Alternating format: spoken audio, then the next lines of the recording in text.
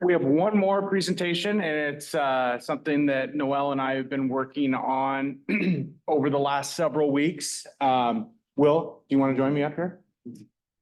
I asked Will to join me up here as a past president, and as the historian that he is, he knows a lot about this association and its history. And again, it was a Monday about 2 months ago. I traveled up to Western Washington and made an appointment up there and spent the morning going through the archives. I think there's 4 or 5 boxes up there of some really cool information, stuff that you'll see here. It's over 100 years old, and came back with well over 100 different photos or scans of article or items and stuff up there. And we condensed this down to, I think, about 45 slides.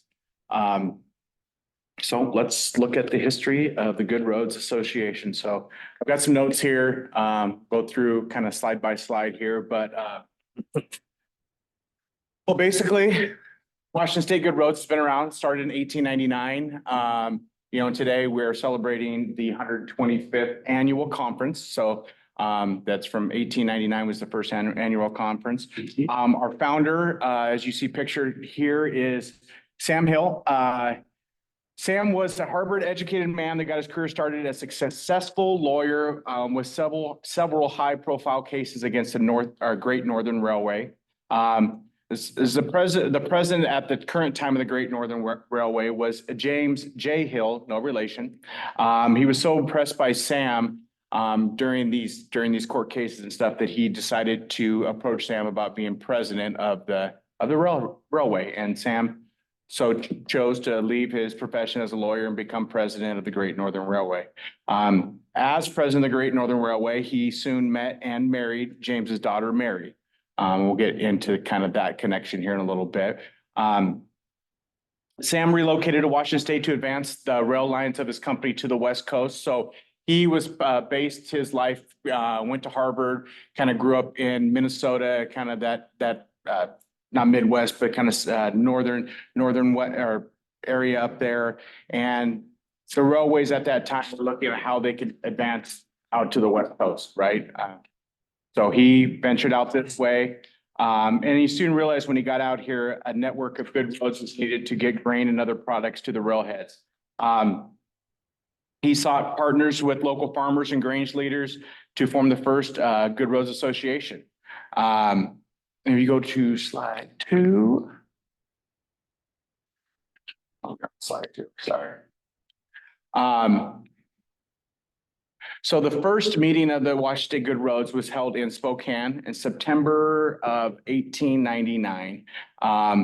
During this first meeting, Hill asked 100 different affluential people to attend that meeting in Spokane, anywhere from grains leaders to politicians to people that had the same vision as him on creating kind of some type of a Good Roads Association that was getting brought up all over the United States, right? So during that first meeting, it was a 2-day conference he had set up. During that first day, only 14 people showed up. So 14 people showed up out of 100, and all the articles and different stuff that I read up there, he was very, very distraught, kind of disappointed, didn't really know if something like this was going to really kind of kick off. And after that night after the first day of that meeting, he had a good friend who was the police chief there in Spokane. And the police chief there in Spokane, he talked to him about how he was a complete failure the first day and he didn't know what he was going to do. And the police chief at the time said, well, I've got 38 prisoners over here in lockup. I'll have them at your meeting on day 2, and we'll fill the room. And this is what this article talks about right here. That's how I got invited. Right here. The 14 pioneers and altogether with 38 prisoners. So the next day, the sheriff brought in his 38 prisoners. I don't know if the 38 prisoners were part of the vote, but they voted to elect Sam as the first president of the Washington State Good Roads Association. And this article says the prisoners cheered very, very loudly. Oh, I mean, that is paving groups. Honest truth, how Good Roads got started. So Sam served as president for the first 10 years of the association, from 1899 to 1909. Here's some pictures of some stuff that I had seen up there. Actually, they didn't have the actual medal. It was a picture up there, but this was a medal it was given to him by the Road Builders Association, pin to recognize him in 1902. You can faintly make out his name up there. This is a picture actually at Mary Hill, the museum, so Sam, to prove his proof of concept per se, he was a very wealthy man, but spent $100,000 of his own money to construct, I believe it was about 11 miles of roadway up at the Mary Hill Museum up there. And so this is an actual picture of them constructing a bunch of the roadway up there. You can see that the rollers, they don't look much different than they really are today. So that was a cool picture, and that's 1911. This is a loving cup that was given to him by the Oregon State Legislature. Actually, it was 10 miles of road that was paved up there. But Sam did a lot of work, not only lobbying the Washington State Legislature, but a lot of work down in Oregon, lobbying the Oregon Legislature. And a lot of his works stemmed around the Columbia River Highway and the highways on both the Washington and the Oregon side down there, and actually has a bridge that was dedicated and named after him on one of those crossings down there too, that goes over to Mary Hill. This is a plaque that was given to him or dedicated to him in 1912 for the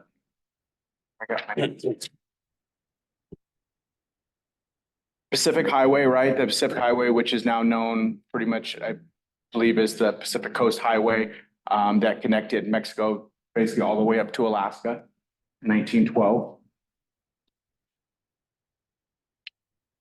Some of you might know, but some of you might not know, but Sam Hill was the architect of the Peace Arch up in Blaine. So that was his work with a lot of some other things too. So yeah, the Peace Arch up in Blaine was designed, and Sam Hill. This was a bus that was presented sometime around 2000. Noel and I were looking at the dates and everything, and that was sometime around the year 2000 that was placed up there at the Blaine Peace Arch of Sam Hill.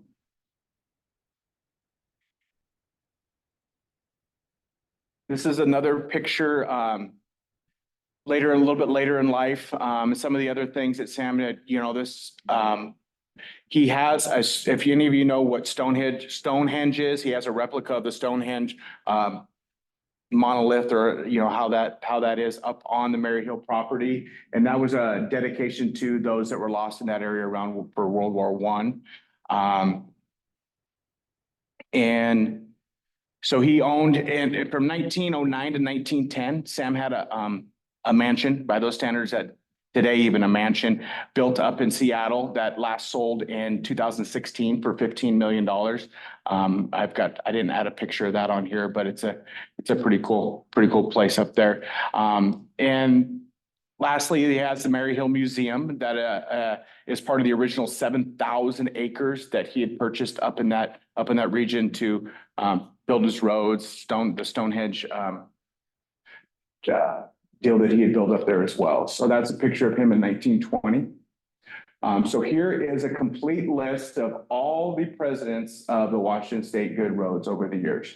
And to my account, I am the 104th president of the Washington State Good Roads. So Sam did it from 1899 to 1909, and then it's been kind of a revolving door every year. It's been taken over the reins by somebody else through the times. Dale Bright's on here. He served with Bruce Nurse for a year. That's who I took me under his wing and introduced me to the association here. Ben Freitag is also a member of Liuna 242 here. And Will's been doing a great job until I took it over last year. Hopefully I'm not burning it down. The old president, who doesn't have a handlebar mustache. but. Like that- my honor like to that. be, You know, 10-year term thing kind of rings good. it rings pretty good. Uh-huh. It's been my honor, 125 years of history and the 104th person to serve as the president of this great association. So. Yeah.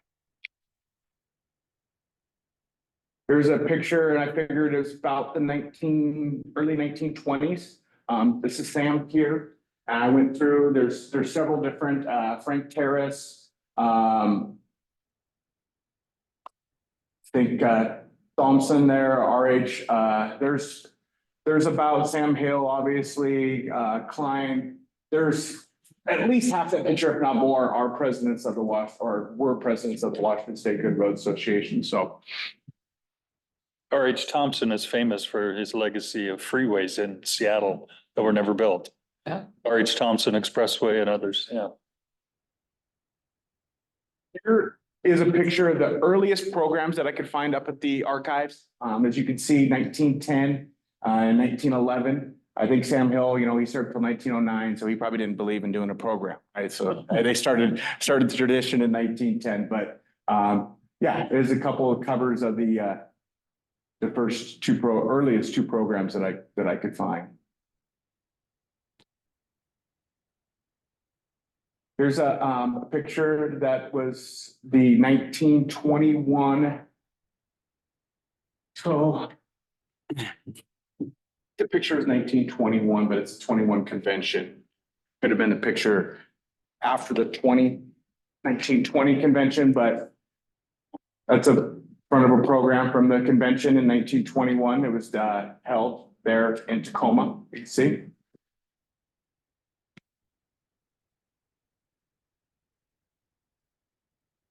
There's another deal from the 1921 convention.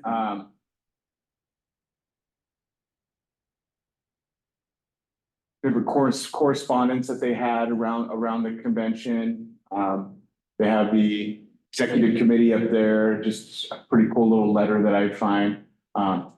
Is this what you're talking about, Dave? Yeah, so Samuel Hill was honorary life president. No, that's even better. Even better, yeah. Is that what you're volunteering for? And no, that's the tag, you're it, man.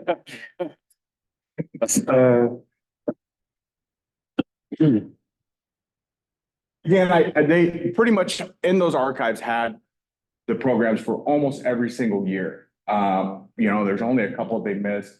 I just kind of brought out the ones about every 10 years. So this is the 40th annual convention held in Seattle, end of September. President on there. Inside of it was their agenda for the couple 2 or 3 day events. Here's the 50th, the Golden Jubilee. All the different presidents, so you can see on there, officers. That one was held in Spokane. They really the three main ones in there. There were some couple others thrown in there, but where Seattle, Tri-Cities was a big one, and then over in Spokane. And that still to this day kind of holds true with, we have ETA, we have Benton Franklin Walla Walla, that's big, the Tri-Cities area, and then we have Spokane Good Roads. So it kind of holds true to where that's where our main regional hubs are these days. There's the 60th annual, 1958. You can write your notes on the back. Let's see. I just like the graphics as they go through the years and the different graphics and stuff that are on there. This is when you get into the 61st. So this was the first time that I'd seen they did an agenda for all the wives or for the ladies. So they had, and some of these different ones that I have pictures of, they have the full agenda for the actual meeting, and they have a full agenda for what the ladies were there to do, and it was just going out, having lunch with the ladies, maybe going to a different show or an event or something like that. So it was pretty cool that they had that set aside. That was right after the Tacoma Narrows opened too, so I think they held it in Tacoma. And 1959.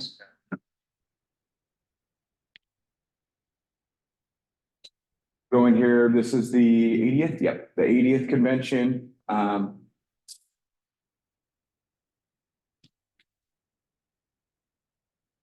This was now when the Washtenaw got into the green, right? Then they love their green, right? So that was the 100th program. 1909 at the Doubletree, right? So. Brian, you were at that one? Oh, yeah.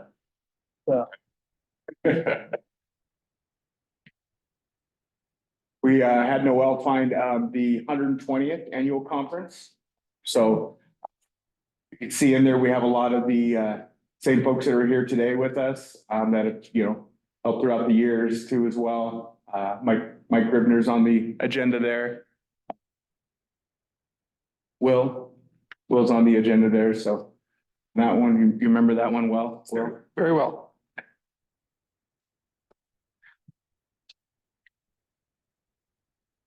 So here's some early pictures. I figured that this one might have been in the late 20s or so. Some cool pictures from the different events that were held.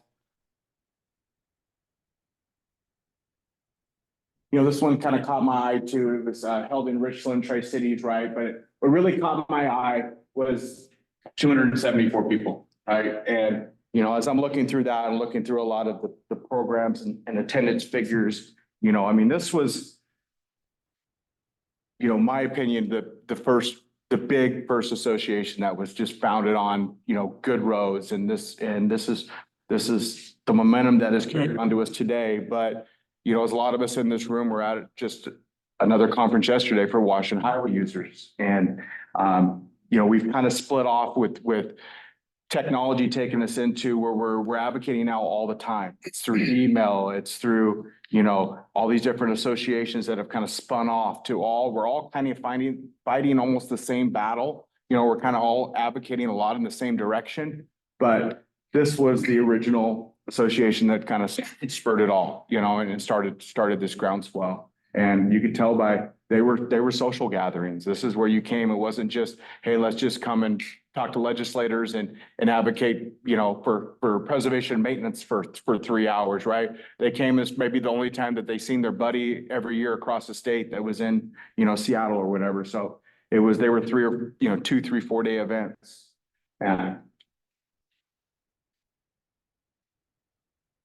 picture from another meeting there as well. So you can see they had, if I'm looking at this correctly, we have Senator Bailey, Rep Wang. To me, these are representatives and senators, right? And they're probably talking a lot of the same stuff that we're really talking about here today. A lot of the stuff that I found in the articles were them advocating for the state of good repair or good roads has been what we've done from the beginning. The first maybe 30, 40 years was building out the infrastructure that we have today. And then it would turn to maintaining what they fought so hard to build.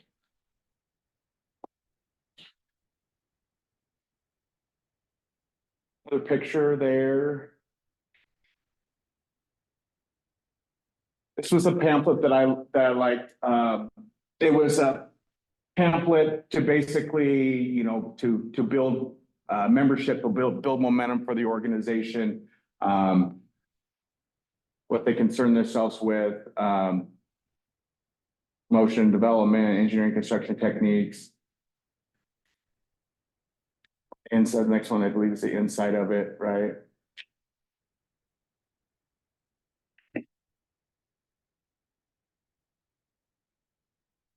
Low budget and a big desire.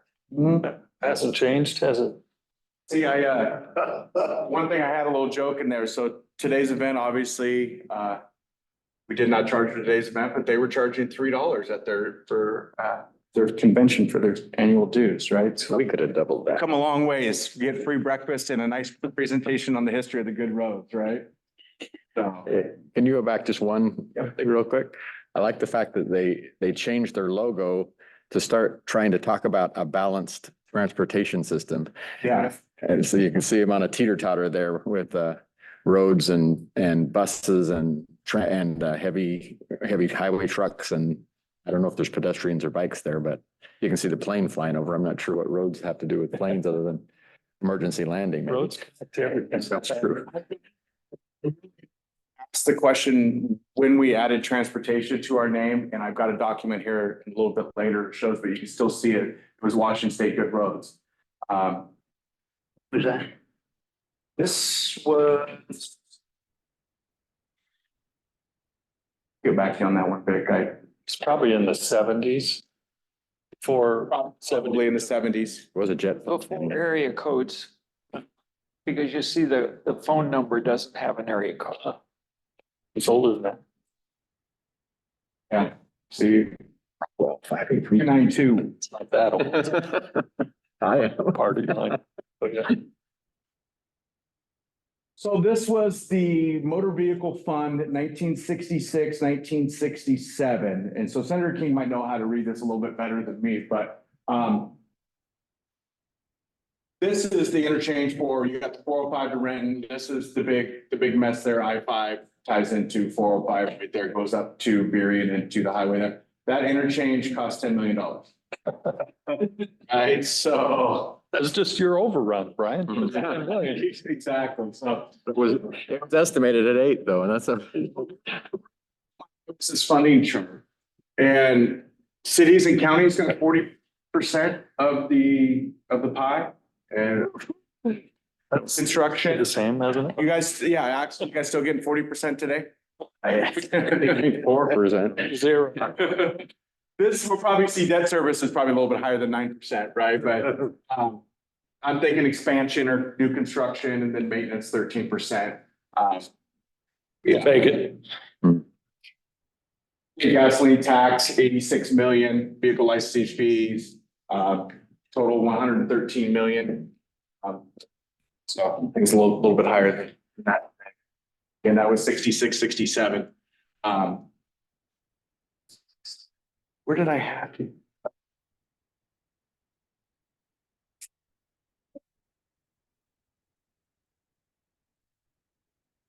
Thing that I wanted to point out, I think this is, yep, I got it right here. So I did a little calculation when I was looking at this because what kind of caught my eye was this box down here. The average motorist drives 9,300 miles, by 700 gallons of gasoline. He pays $52 in state gasoline tax, yada, yada, yada. You can kind of read through that. Well, I did some basic calculations and I know everybody's saying how the gasoline tax has kind of gone down and wherever. So I did the average driver today, 12,000 miles instead of 9,300. That's why I feel everybody always says 12,000 miles a year. And using a modest 20 miles a gallon, that's kind of the number everybody uses. It would be $300 per person into the system, into gas tax. Now they show $52, right? And in today's, I'm saying it's $300. So if you, that's on 9,300 miles and cost adjusted for inflation. So I went back and I found out what the dollar in 66, 67 would be worth today in 2023 or whatever. And that equates to about $430. So again, I said today's driver at 12,000 miles instead of 9,300 is paying 300. And if you jump that to 12,000 miles, or at 9,300 miles in 66, 67, they were paying $430 or in today's dollar. So, so what, if you do the calculations, we were bringing in 4.6 cents per mile in 66. And today we're bringing in 2.5 cents per mile in today's. So about half. About half. Should figure out how much A little bit more than half. the gas tax be if we would have indexed it in 67. It would be almost double. It would be like 90 cents double. Yeah. Yeah. So just thought that was kind of interesting. Well, I'm pushing this and it's not. Will you go to the next one? You did. She is too. Oh, we did? Sorry. There we go. So here's a report of the Resolutions Committee, and this was in 1916. And I like this one, number 2. Shall I recommend the passage of a legislation enactment of horse-drawn vehicles to carry a lighted lantern on the left side of the vehicle, travel at night, so it could be seen both ways. So they were still talking about legislation on horse and buggy, right? We call that satellite navigation. Satellite navigation, Brian's right. He came up with that himself. Dude. Farmer or what?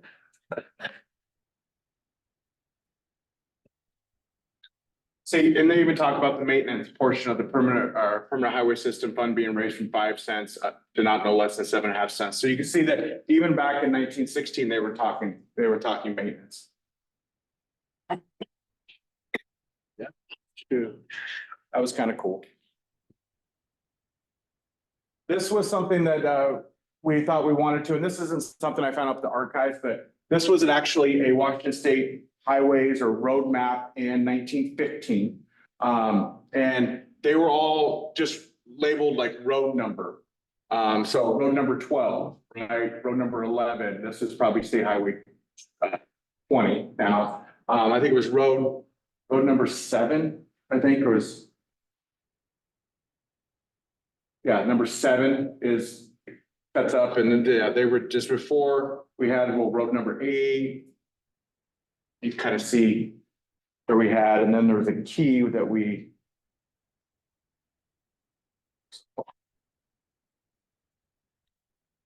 Roads improved from a public highway fund, roads improved by the counties.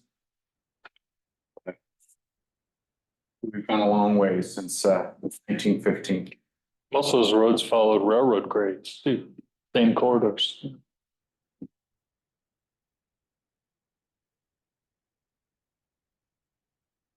Position statements. Some more advocacy work that the group did. This for the Portland Automobile Club, the different work that was done, obviously promoting both good roads in Washington and Oregon.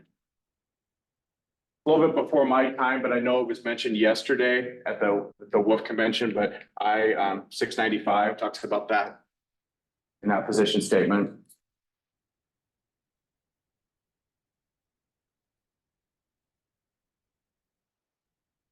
Just some more articles that I found, in the collection up there. So then they knew how to cut ribbons back then. They were Governor Al. ribbons, weren't they?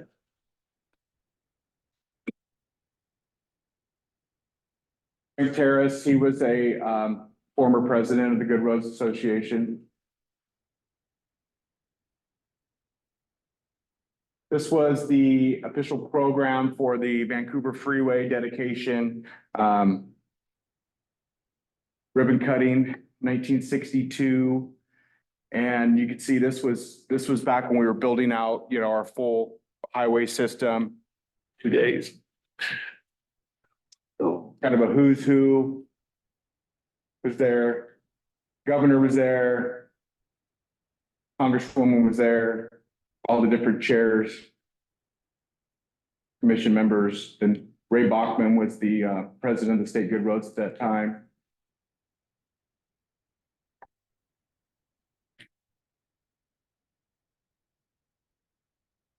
Pictures. Article about the actual event that was taking place in 1970. Article out of the newspaper, Tri-Cities Herald.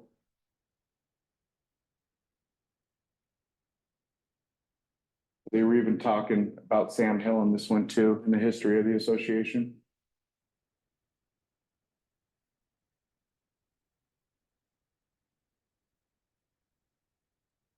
Different articles.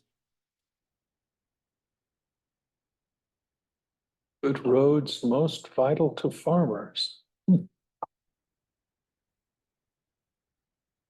Revenue to lag behind road need. Yeah.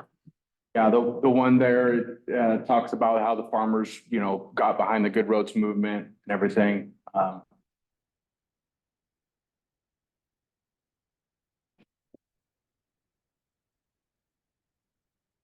Concrete roads, Dave, you like that one, right? Yeah, those are all being replaced now. Well, remember, there's 2 kinds of concrete. Hmm. Asphalt concrete and there's Portland cement concrete. So.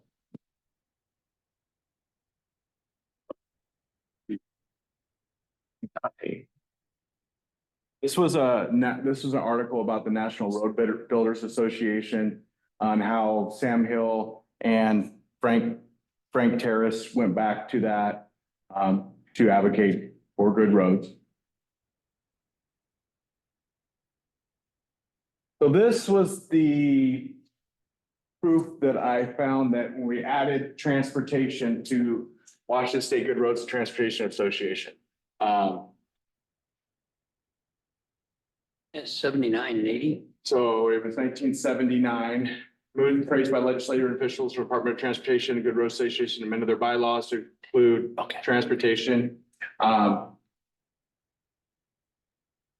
Merrill Robinson, so 81 years in, we modified our name to include transportation, so.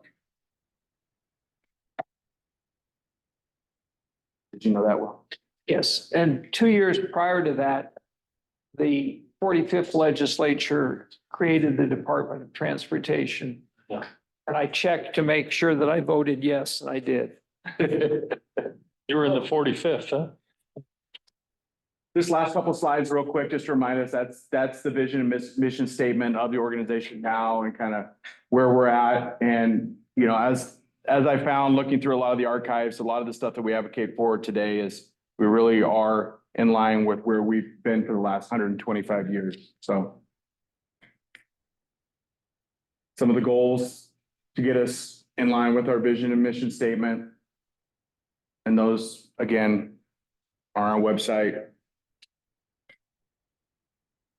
And that's it. Awesome job. Noel's got. There was that was only like 40, probably 40 pictures out of the 100 and something that I had found up there. So if anybody wants to see anything more, Noel has all of them. Right, Kirby? Just Sam Hill and the Mary Hill Museum. Mary Hill Museum still has 5,000 plus acres Wow. game that he donated to Yeah. a facility to help maintain it. So it's amazing what he did. The roads that he built are open, once a year, they do like an event that you can, they actually have cars, old cars or whatever that drive the roads and everything. And yeah, I've honestly never been there. I need to go there. That's next on my bucket list. I've been up and seen the archives now, but I need to get over to the museum for sure. So. It's impressive. Billy, that's an awesome job just to put this together and understand the history. I appreciate it. What we're doing here and what we're trying to accomplish. So thank you. Well, again, it's just, I think a lot of stuff that I've seen is it's preservation, right? He advocated for the Good Roads Association, and the need for us to get grain and product to the railheads and the roads to do that. And we're still today, I mean, even more than ever, I think a little bit trying to get goods and services to people that we're trying to reduce vehicle miles traveled by folks on the roadways by individual drivers, but we're still relying upon getting goods and services to people. And we've kind of gone about it a different way. And I don't know if we've recognized enough with the, like I mentioned earlier, the 5 billion packages that Amazon deliver every single year. And that's, you know, that's only going through the roof, and the Instacarts. And I know myself personally, to be honest, I never ordered DoorDash or Instacart or any of that before COVID, but I mean, probably at least once every other week or once a week, I'm not making dinner tonight. I'm calling up and getting something delivered to me. Those are people on the roads, right? And those are people destroying our system every single day too. So just got to keep that in mind. But well, to wrap up, our annual convention. Will, did you have anything to add? I've got to run, but I just wanted to add one thing, and that is I really appreciate like Billy, this historical background and the fact that Billy put this together. But we need to recognize that Sam Hill was actually a genuine visionary in the sense that he saw road centrality for a multimodal transportation system. Now, we didn't have the multimodal transportation terminology for another 80 years, but he saw that. And he envisioned it as a hub and spoke system where the railheads were the hubs. And the spokes were the roads that brought the people and produce to those railheads, the way Billy said. And the centrality of roads to multimodal transportation has never been properly understood or generally understood by legislators and people interestingly enough, advocates for multimodal transportation don't understand it. And one of the reasons we have a preservation and maintenance problem in this state, which fortunately we've had a role in helping the legislature to acknowledge, is the fact that we have not done a good job of helping people understand what Sam Hill explained 124 years ago starting on September 14th, 1899. And that is that this is an extremely valuable asset. I think Billy Wallace said this today. I think it is the most valuable capital asset we have in the state of Washington. And we absolutely don't appreciate it.